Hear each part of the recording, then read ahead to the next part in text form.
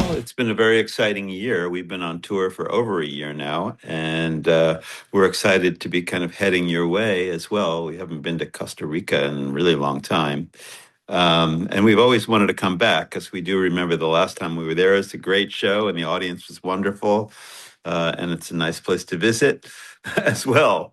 So we've been having a great year. It's been wonderful to have Mike Portnoy back in the band after so many years. He kind of like came back home, if you will, uh, which has just felt so good. So, the whole last, whatever it's been, 15 months of running around the world and playing shows and putting out our Parasomnia album has been pretty awesome. It's been a great time in a very long career. Um, and I guess to kind of like top it off, because when we see all of you, it'll be the last phase of the world tour. It'll be a nice way to do it because we know the fans are really great and they'll be excited. And I'm sure that'll just be a great celebration for everybody.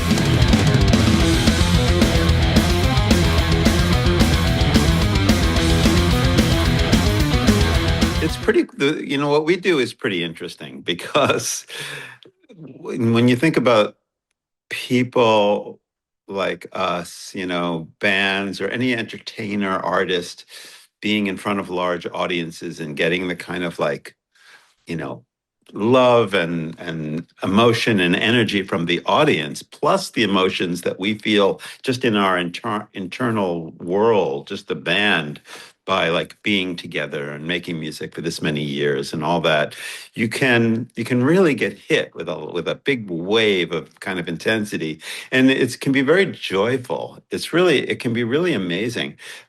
It's always been an interesting thing for me, and something that I've tried to even share a lot with younger people, younger musicians, or anybody who has to get in a situation where they've have to be in front of the public and have to deal with emotions that are more than just like sitting in their own home and just like hanging out or being with a friend.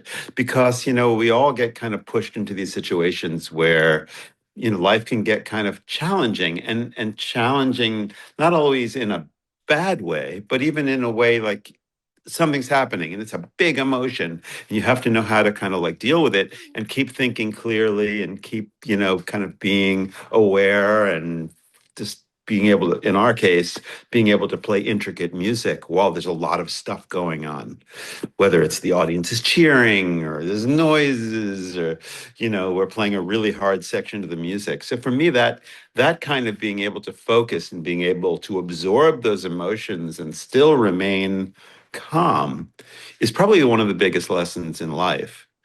It's allowed, I think, all of us in the band to kind of like become the people who we are and to refine our craft in a way that we can get up there and we can play, a complicated Dream Theater song. And, I mean, we're human beings, we make mistakes, certainly, but, just to be able to perform at a high level and to do it and to feel the joy and to put out the energy and to share that with everybody, that's the kind of a big deal. Spiders seeking shelter, fading with the dawn. Yeah, well, I think we just keep on learning and kind of like almost like settling into this groove of like doing what we do.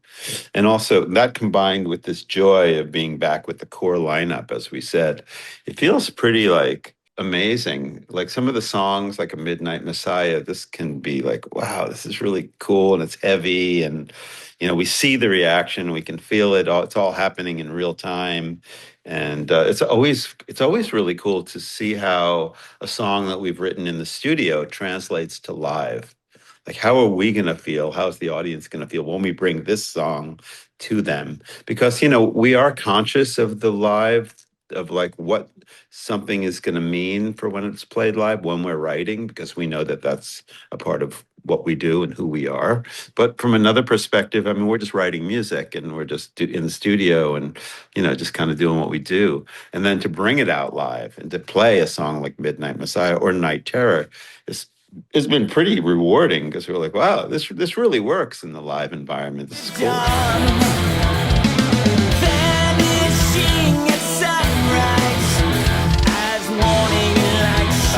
Well, we're very lucky to have Mike Portnoy back in the band, and he was always really great at putting set lists together. And so we kind of like gave him that job again. Like, oh, good, you're back, so you can do that. He does probably more research than anybody else ever would, as far as like he knows like what did we play the last time we were there? What did we play, last year? Like what he just follows all the interesting things about it. And also a Dream Theater show, it's complex in the sense that a lot of our songs are very long. So you want to be able to play a lot of different things. So you want to play things from different albums. You want to feature things from the newest album. There's a lot of factors that go into it. You want to pace the concert so it has a nice flow to it. And Mike is really great at that. And so, although I don't have a set list for the show yet, I know, from all the stuff that we've been playing for the last over a year, that there's a lot of good stuff to choose from and put together. So it's guaranteed to be a really good set list. Shines on.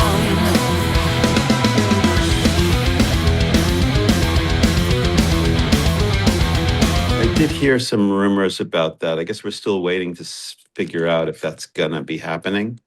So I think there's a good chance because we're heading that way. So we'll just have to see what's going on. Sacrificial martyr. Well, I really hope that we get there. I think there's a really good chance that we will. And as I said, we always remember coming there because it was a really wonderful time and how great the fans were. And I've actually been there before.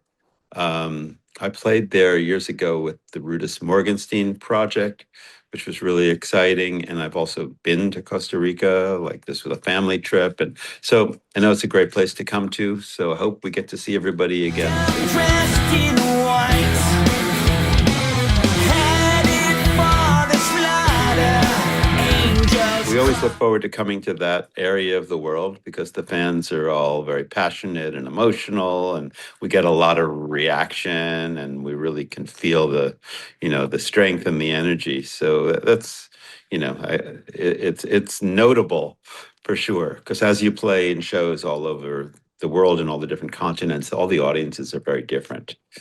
Right. So there's definitely something unique and really fun about coming to a place where people are just not afraid to express themselves and, are singing along and having a good time and just, just being emotional. Cry for her tonight.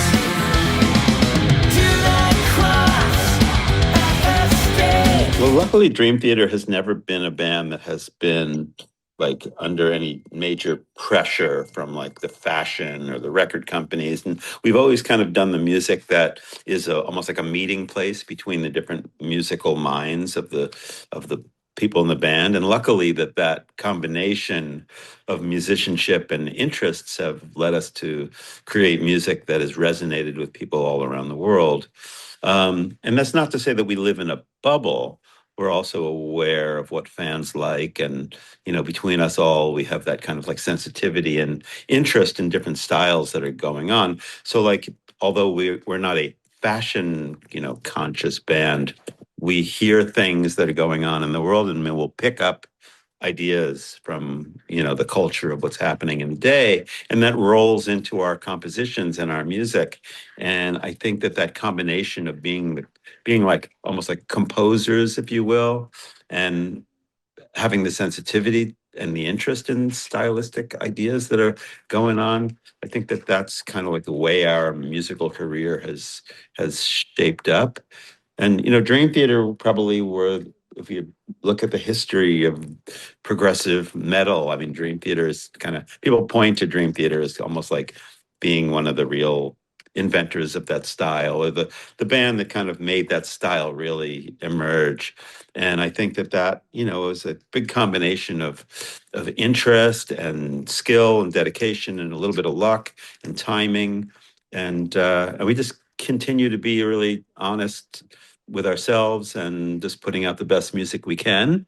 And, thankfully that we've been able to have a very long kind of wonderful career doing it. To the lions on the record break. We've been looking forward forward to coming down to Latin America for a while now, and the dates are just all emerging. And I guess we'll be seeing more dates. So we're hoping that Costa Rica is one of the places. Yeah, it's going to be an awesome tour. So hopefully people can come out and see us with the core lineup and the spirit of the band. It'll be probably maybe the final leg of this world tour. Should be very special and probably one of the biggest productions that we've ever done.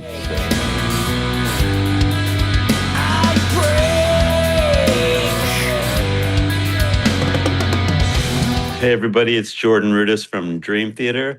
Want to send out my warmest wishes to all our fans and friends in Costa Rica, and also thank Backstage Magazine for hosting me today, and hopefully we'll see you all soon.